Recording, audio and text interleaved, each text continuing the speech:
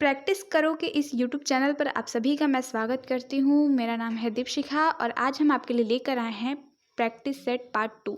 इसका पार्ट 1 हमने अपलोड कर दिया है कल, जिसे आप देख सकते हैं। और आज हम प्रैक्टिस सेट 2 में हिस्ट्री, जियोग्राफी, साइंस और भी अन्य जितने भी विषय हैं उससे संबंधित प्रश्न देखेंगे।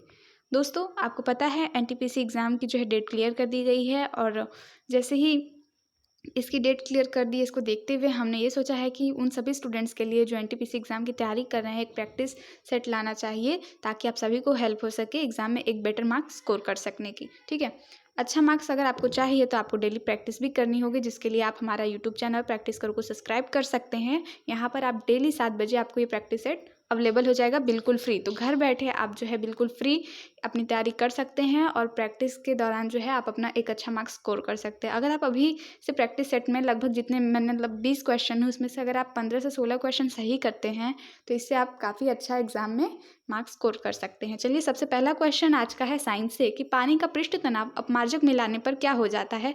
आपके सामने 4 ऑप्शन दिए गए हैं। ऑप्शन ए बढ़ जाता है, ऑप्शन बी घट जाता है, ऑप्शन सी कोई परिवर्तन नहीं होता या डी शून्य हो जाता है। इसका उत्तर आपको क्या लगता है, इसके लिए आप हमें कमेंट बॉक्स में भी कमेंट कर सकते हैं।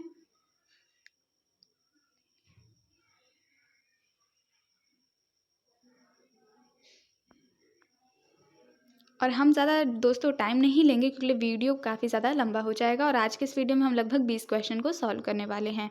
तो उसी को देखते हुए, ध्यान में रखते हुए हम ज़्यादा टाइम आपको नहीं देंगे और इसका राइट आंसर आपको बताएंगे। तो चलिए, क्वेश्चन जो फर्स्ट है, पानी का पृष्ठ तनाव अपमार्जक मिलाने पर क्या हो जाता है, इसका जो सही उत्तर होगा वो होगा घट जाता है। जब पानी के पृष्ठ तनाव में अपमार्जक मिलाया जाता है तो उसका जो है घट जाता है। चलिए नेक्स्ट क्वेश्चन की ओर मूव करते हैं, देखते हैं अगला क्वेश्चन। अगला क्वेश्चन ये पूछा गया है कि रॉकेट के ईंधन के रूप में कौन सी गैस का प्रयोग किया जाता है। आपके सामने 4 ऑप्शन दिख रहे होंगे। पहला है बोरॉन, दूसरा है हाइड्रोजन, तीसरा है क्लोरीन, चौथा है नाइट्रोजन। आपको क्या लगता है इसका सही उत्तर इनमें से क्या होगा? जल्दी हमें कमेंट करके बताएं। जब तक आप उत्तर सोच रहे हैं तब तक हम आपको बता दें कि अधिकांश जो रॉकेट होते हैं उसमें 2 अलग अलग प्रणोदक का उपयोग होता है। ठीक है, एक आता है ईंधन के रूप में और एक आता है ऑक्सीकारक। और यहाँ पर पूछा गया है कि ईंधन के रूप में जो है किस गैस का उपयोग किया जाता है। अगर दोस्तों हम बात करें प्रणोदक की, जिसमें हमने आपको 2 प्रकार बताए, एक होता है ईंधन, दूसरा होता है ऑक्सीकारक। तो ऑक्सीकारक में कौन कौन से आते हैं, इनके कुछ नाम हैं जो आपको याद रहने चाहिए कि ऑक्सीडाइजर में जो है नाइट्रिक एसिड, नाइट्रोजन टेक्सटाइड और तरल ऑक्सीजन, तरल फ्लोरीन, ये सब आते हैं। और इस क्वेश्चन में पूछा गया है ईंधन के रूप में कौन सी गैस का प्रयोग किया जाता है। इसका राइट आंसर हो जाएगा फ्रेंड्स हाइड्रोजन। तो इस पर हम टिक कर देते हैं। इसका बी ऑप्शन सही है, हाइड्रोजन। ईंधन के रूप में हाइड्रोजन का उपयोग किया जाता है। अगर आपने 20 में से 15 से 16 क्वेश्चन सही कर लिए तो आप जो है अच्छा मतलब कर रहे हैं, अपना रैंक भी आपकी काफ़ी सुधरेगी इससे। ठीक है, चलिए आगे बढ़ते हैं नेक्स्ट क्वेश्चन की ओर। नेक्स्ट क्वेश्चन में पूछा गया है गाजर का जो है रंग किसकी मौजूदगी के कारण नारंगी होता है। कैरोटीन, क्लोरोफिल, साइकोनिन या साइकोथ्रिन।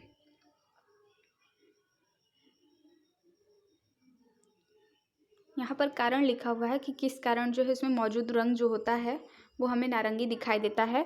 ये क्वेश्चन भी बहुत ही ज़्यादा मोस्ट इंपॉर्टेंट क्वेश्चन है, ये भी आपके एग्जाम में पूछा जाता है। एक बार हम फिर सभी ऑप्शन को देख लेते हैं, कैरोटीन, क्लोरोफिल, साइकोनिन या फिर साइकोथायरिन। इसका जो सही उत्तर होगा फ्रेंड्स वो हो जाएगा कैरोटीन।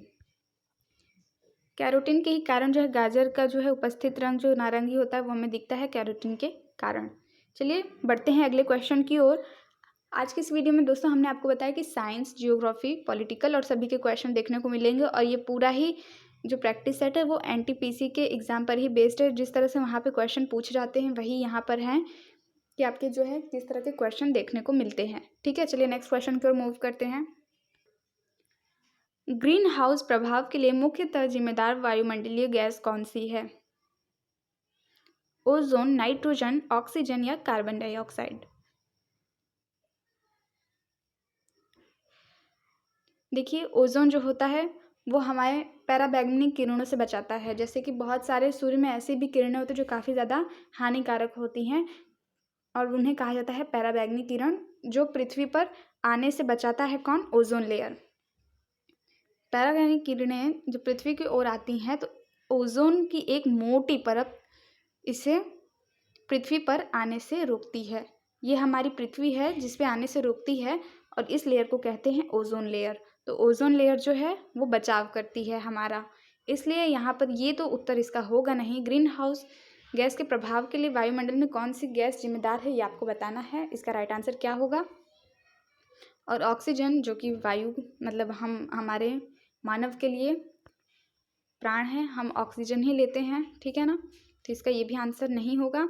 आपका बच जाता है नाइट्रोजन और कार्बन डाइऑक्साइड। इसका राइट आंसर आपका हो जाएगा कार्बन डाइऑक्साइड, जिसे कि हम CO2 से दर्शाते हैं, ठीक है। कार्बन डाइऑक्साइड का जो है सूत्र भी है CO2। अब चलिए अगला क्वेश्चन देखते हैं। पौधे ऊर्जा जो है छोड़ते हैं प्रकाश संश्लेषण में, बाष्प उत्सर्जन में, अंकुरण में या श्वसन में। यहाँ पे आपको कंफ्यूज नहीं होना, हो सकता है आप कंफ्यूज भी हो जाएं कि प्रकाश संश्लेषण या बाष्प उत्सर्जन और श्वसन में।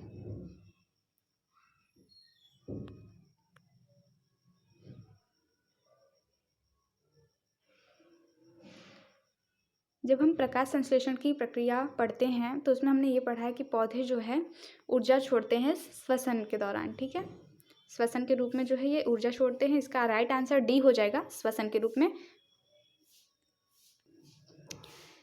अगला क्वेश्चन है, शरीर में किस अंग की खराबी से मधुमेह रोग का प्रकोप हो जाता है? या कभी कभी आपको देखने को मिलेगा कि मधुमेह रोग से जो है उससे प्रभावित अंग कौन सा होता है। तो यही क्वेश्चन घुमा फिरा के पूछ लेता है, इसलिए आपको बिल्कुल नहीं घूमना है क्योंकि प्रश्न वही है, बस वो थोड़ा सा आगे पीछे घुमा दिया जाता है। यहाँ पर पूछा गया है शरीर में किस अंग की खराबी से मधुमेह रोग का प्रकोप होता है।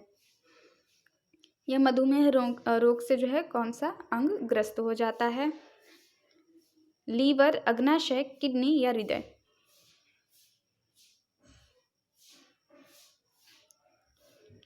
इसका जो राइट आंसर हो जाएगा दोस्तों वो हो जाएगा अग्नाशय, जिसे कि कहते हैं पेनक्रियास। अग्नाशय के अंदर जो है हमारा रस जो बनता है, अगर उसके कारण ही जो है खराबी के कारण मधुमेह रोग का जो है प्रकोप हो जाता है। चलिए आगे बढ़ते हैं, नेक्स्ट क्वेश्चन देखते हैं। आपके NTPC एग्जाम में दोस्तों और भी कई तरह के प्रश्न देखने को मिलते हैं, जैसे कि प्लेयर्स मतलब खिलाड़ियों से संबंधित प्रश्न पूछे जाते हैं कि ये फेमस खिलाड़ी किस खेल से संबंधित है, या फिर खेलों के जो पुरस्कार होते हैं उससे भी संबंधित, बुक के बारे में भी कि ये बुक किसने लिखी है, इस तरह के भी क्वेश्चन देखने को मिलते हैं। तो आपके सामने ये जो क्वेश्चन है ये खेल से ही संबंधित पूछा गया है कि डूरंड कप जो है किस खेल से संबंधित है, और ये भी बहुत ही ज़्यादा महत्वपूर्ण क्वेश्चन है, ये भी बहुत बार रिपीट किया गया है। आपके सामने ऑप्शन है क्रिकेट, हॉकी, फुटबॉल या टेनिस। आप इसका आंसर जल्दी दें हमें और बताएं इसका राइट आंसर क्या होगा। डूरंड कप का जो है किस खेल से संबंध है डूरंड कप?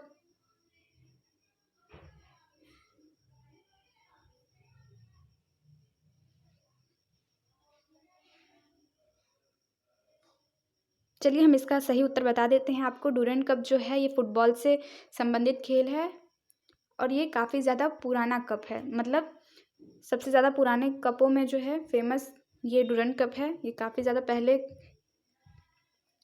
खेला जाता था। डूरंड कप जो है बहुत ही पुराना पुरस्कार है, ठीक है, और ये फुटबॉल से संबंधित है। आगे बढ़ते हैं, नेक्स्ट क्वेश्चन देखते हैं। ये भी खेल से संबंधित प्रश्न यहाँ पर पूछा गया है, इसे आप ध्यान से पढ़िएगा कि किस खेल में बुल्स आई शब्द का प्रयोग किया जाता है। कोई एक गेम है जिसमें बुल्स आई का प्रयोग किया जाता है। आपको क्या लगता है इसका राइट आंसर क्या होगा? शूटिंग, हॉकी, फुटबॉल या टेनिस? अगर आपने हाल में ही एक मूवी देखी हो तो उससे, अगर आपने वो मूवी देखी होगी तो आपको पता चल जाएगा इसका राइट आंसर। स्पोर्ट से ही रिलेटेड है, वो स्पोर्ट पे ही बनी एक मूवी थी जिसमें बताया गया था बुल्स आई का मतलब।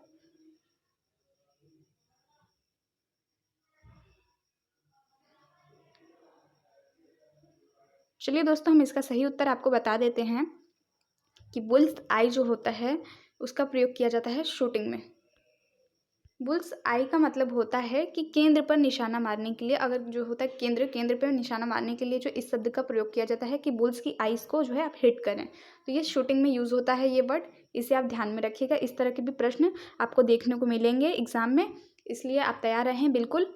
खेल से संबंधित जितने भी अवार्ड हैं या जो शब्द प्रयोग होते हैं उनसे भी संबंधित प्रश्न देखने को मिलता है। आगे बढ़ते हैं, नेक्स्ट क्वेश्चन देखते हैं।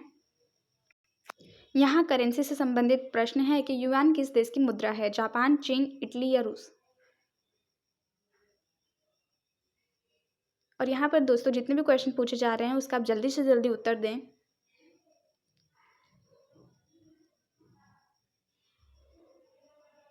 और कमेंट बॉक्स में ज़रूर ये बताएं कि आपको ये वीडियो कैसा लगा। कल की वीडियो में काफ़ी लोगों ने कमेंट किया था, वो हमें अच्छा लगा। आज की वीडियो भी आप बताएं आपको ये कैसा लगा और कितना हेल्पफुल है आपके लिए। अगर ये आपको अच्छा लगे तो इसे ज़रूर शेयर करिएगा अपने अधिक से अधिक दोस्तों के साथ, अपने ग्रुप में, जो भी इस एग्ज़ाम की तैयारी कर रहे हैं उन्हें। और इस क्वेश्चन का आप उत्तर देकर बताएं और हम बढ़ेंगे नेक्स्ट क्वेश्चन की ओर। युआन किस देश की मुद्रा है? देखिए जापान की मुद्रा येन है, इसमें आप कंफ्यूज मत होइएगा, ये हम आपको बता देते हैं। येन अगर पूछा जाए कहाँ की मुद्रा है तो ये आएगा जापान। और यहाँ पर युआन लिखा है, युआन किस देश की मुद्रा है? इसका राइट आंसर हो जाएगा चीन।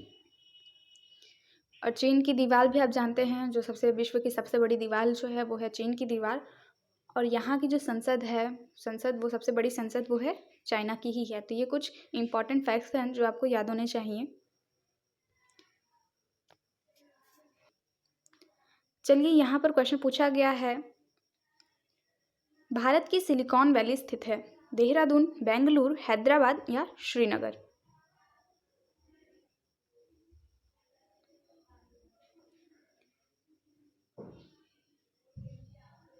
इसका सही उत्तर आपको बताएं, क्या लग रहा है इसका सही उत्तर क्या होगा? भारत की सिलिकॉन वैली स्थित है देहरादून में, बेंगलुरु में, हैदराबाद में या श्रीनगर में।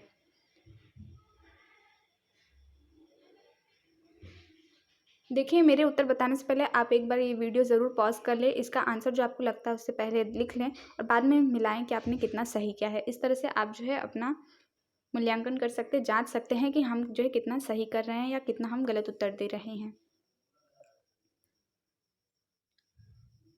और एक भी उत्तर जो है प्रश्न आप उसे स्किप मत करिएगा, बिकॉज जितने भी क्वेश्चन हैं सभी मोस्ट इम्पॉर्टेंट हैं, कोई भी एक क्वेश्चन ऐसा नहीं जो इम्पॉर्टेंट नहीं हो।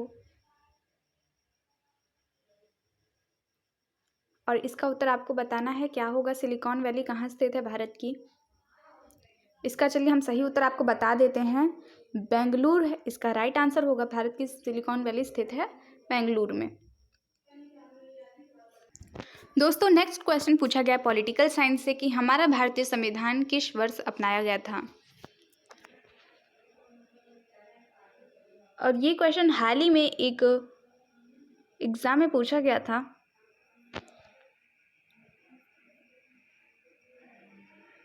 इसका आपको उत्तर देना है, कमेंट बॉक्स में हमें कमेंट करके बताएं इसका राइट आंसर क्या होगा कि भारतीय संविधान को किस वर्ष अपनाया गया था। यहाँ पर 4 ऑप्शन दिए गए हैं, 26 जनवरी 1950, 26 जनवरी 1952 और यहाँ पर एक तीसरा ऑप्शन है 26 नवंबर 1949 या 31 दिसंबर 1949।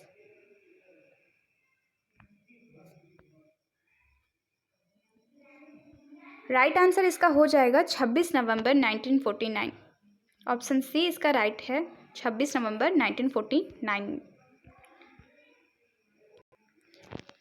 नेक्स्ट क्वेश्चन भी पॉलिटिकल साइंस से है कि भारतीय संविधान की प्रारूप समिति के अध्यक्ष कौन थे। BR आम्बेडकर, जवाहरलाल नेहरू, राजेंद्र प्रसाद या JB कृपलानी। जैसा कि आपको पता ही होगा, जवाहरलाल नेहरू जो है बच्चों से बहुत ही प्यार करते थे, इसलिए चिल्ड्रन डे जो है इन्हीं के जन्मदिन के अवसर पर मनाया जाता है हर साल 14 नवंबर को। और राजेंद्र प्रसाद जो हैं दोस्तों वो हमारे भारत के प्रथम राष्ट्रपति भी हैं। इसी तरह आपको सभी जितने भी ऑप्शन हैं उससे संबंधित फैक्ट्स भी याद करने हैं और हम आपको जो है इन्फॉर्मेशन भी देते रहते हैं ताकि आपको वो सभी भी याद रहे, इसलिए नोट भी करते रहिए जो आपको उत्तर बताए जा रहे हैं, जो आपको अन्य जानकारियाँ भी दी जा रही है। भारतीय संविधान की प्रारूप समिति के अध्यक्ष कौन थे, ये आपको बताना है। इसका सही उत्तर हम आपको बताते हैं, BR आम्बेडकर इसका सही उत्तर है। प्रारूप समिति के अध्यक्ष थे BR आम्बेडकर।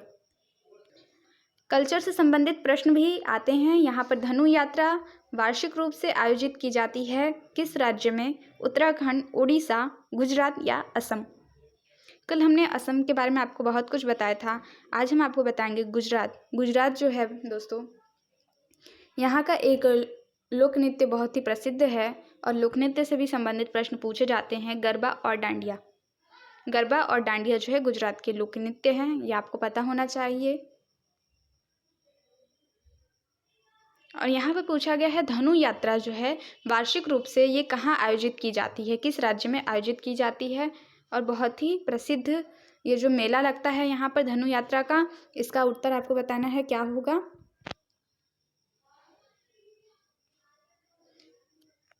इसका सही आंसर है उड़ीसा। धनु यात्रा जो है उड़ीसा में आयोजित की जाती है हर वर्ष। अब आगे बढ़ते हैं, देखते हैं नेक्स्ट क्वेश्चन क्या पूछा गया है कि भवई किस राज्य का लोक नृत्य है। इसके पहले हमने आपको बताया था लोक नृत्य से भी प्रश्न पूछे जाते हैं। भवई किस राज्य का लोक नृत्य है, ये आपको बताना है। राजस्थान, महाराष्ट्र, हरियाणा या पंजाब।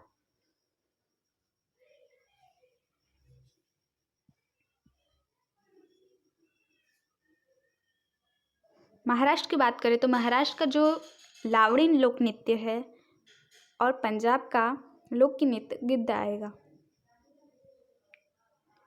इस प्रश्न का सही उत्तर होगा राजस्थान। भवई जो है राजस्थान का लोक नृत्य है। इसी प्रकार जो है कलबेलिया भी एक लोक नृत्य है जो बहुत ही ज़्यादा प्रसिद्ध है। तो चाहे कलबेलिया हो, भवई हो, इस तरह के प्रश्न आपको देखने को मिलेंगे। राजस्थान के अगर लोक नृत्य के बारे में बात की जाए तो उसे भी आप याद रख लीजिए, कलबेलिया और भवई ये दोनों ही लोक नृत्य हैं राजस्थान के। नेक्स्ट क्वेश्चन की ओर देखते हैं। यहाँ पर हिस्ट्री से संबंधित क्वेश्चन है कि सिंधु घाटी सभ्यता के लोग किसकी पूजा करते थे, विष्णु, इंद्र, पशुपति या ब्रह्मा।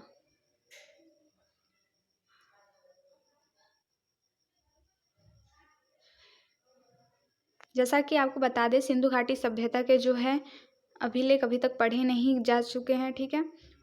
जैसे कि बहुत सारे अभिलेख होते हैं जिनकी भाषा को पढ़े जा सके, पर इनके जो भी प्राप्त लेख हैं उन्हें पढ़ा नहीं जा सका है।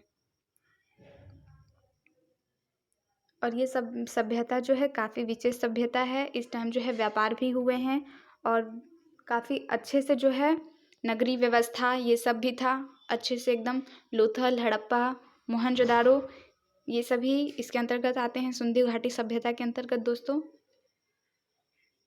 और यहाँ पूछा गया है सिंधु घाटी सभ्यता के लोग किसकी पूजा करते थे, विष्णु, इंद्र, पशुपति या ब्रह्मा। तो सिंधु घाटी के लोग जो हैं उस टाइम पशुपति की पूजा करते थे। ये बहुत ही ज़्यादा मोस्ट इम्पॉर्टेंट क्वेश्चन है। प्राचीन काल में सिंधु घाटी सभ्यता के लोग पशुपति की जो है पूजा करते थे। चलिए आगे बढ़ते हैं। बौद्ध साहित्य किस भाषा में लिखी गई है, संस्कृत, पाली, ब्राह्मी या प्राकृत। गौतम बुद्ध को जो है लाइट ऑफ एशिया भी कहा जाता है। और इनके टाइम पर जितनी भी साहित्य की रचना हुई है वो किस भाषा में हुई है, ये आपको बताना है। संस्कृत, पाली, ब्राह्मी या प्राकृत। हम आपको सही उत्तर बताते हैं। इसका जो है राइट आंसर होगा वो होगा पाली। बौद्ध साहित्य किस भाषा में लिखी गई है, पाली भाषा में लिखी गई है। बक्सर की लड़ाई किस वर्ष लड़ी गई थी, 1576, 1526, 1764 या 1857। तो देखिए 1857 में तो सैनिक विद्रोह हुआ था, ठीक है, ये इसके तो राइट आंसर होगा नहीं। यहाँ पर बक्सर की लड़ाई के बारे में पूछा गया। 1857 में जो है भारत का पहला स्वतंत्रता संग्राम हुआ था 1857 में। तो ये इसका सही उत्तर नहीं होगा। आपके सामने 3 ऑप्शन अभी बचे हुए हैं, इसमें से आपको बताना है कि राइट कौन सा होगा। बक्सर की लड़ाई जो है किस वर्ष लड़ी गई थी।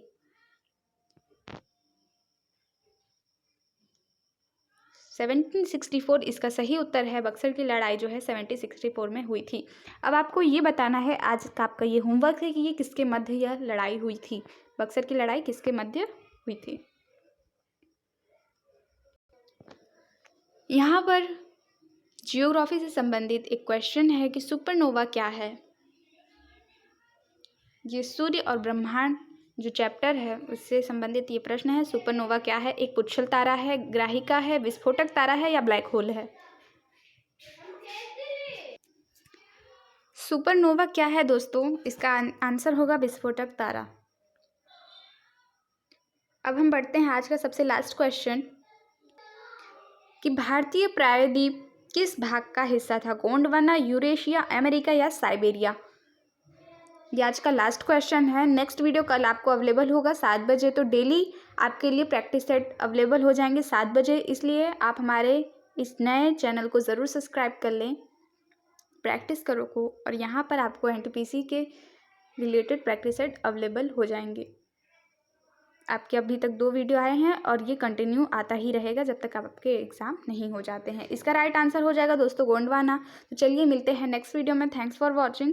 Do like, share and subscribe in this video. और जितने भी प्रश्न आपसे पूछे गए उन सभी को अगर आपने कमेंट किया तो आपका धन्यवाद। और अगर आप वीडियो अभी देख रहे हैं तो इन सभी का आप उत्तर देते रहें और जांचें कि आपका जो है 20 में से आपने कितने क्वेश्चन सही किए हैं। गोंडवाना इसका राइट आंसर होगा, ये हम आपको बता दिया। धन्यवाद वीडियो को पूरा देखने के लिए।